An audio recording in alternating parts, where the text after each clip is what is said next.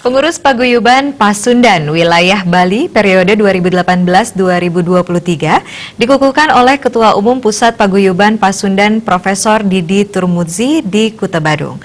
Paguyuban Pasundan wilayah Bali kembali memilih Ajaka yang didaulat menjadi Ketua Umum, di mana program kerjanya ke depan salah satunya di bidang pendidikan dan kesejahteraan warga Sunda di perantauan.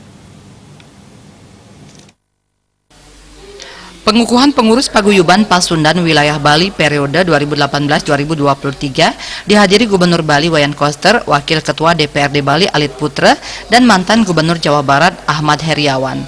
Ketua Umum Pusat Paguyuban Pasundan Profesor Didi Turmudzi berharap seluruh anggota Paguyuban Pasundan di Bali bisa berkontribusi dalam pembangunan ke depan. Sementara Ketua Umum Paguyuban Pasundan wilayah Bali kembali dijabat oleh Ajaka.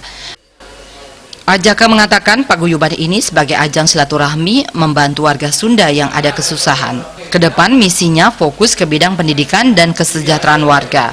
Bidang pendidikan salah satunya membantu warga perantauan Sunda kuliah di Universitas Pasundan akan diberi rekomendasi agar bisa masuk dan dibantu tinggalnya di asrama. Sedangkan kesejahteraan warga dibentuk badan usaha seperti koperasi. Paguyuban yang di luar Jawa Barat, Pasundan, tujuannya adalah pertama buat silaturahmi, dua membantu warga yang ada kepapahitan atau yang ada kesusahan karena kita dirantau. Samping itu untuk kedepannya nanti ada mungkin bidang pendidikannya yang akan ditangani di Bali, karena Paguyuban Pasundan sendiri kalau di Jawa Barat bergerak di bidang pendidikan yayasannya itu. Itu jadi yang pertama buat silaturahmi, menolong orang yang lagi ada kesusahan, ya. Untuk selanjutnya mensejahterakan warga melalui beberapa agenda kayak semacam koperasinya, ya. Ada di Jawa Barat sudah ada BPR-nya juga, gitu.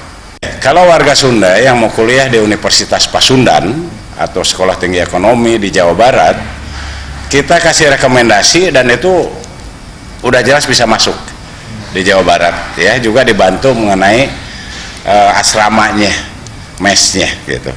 Asal memang dari Pasundan di sini.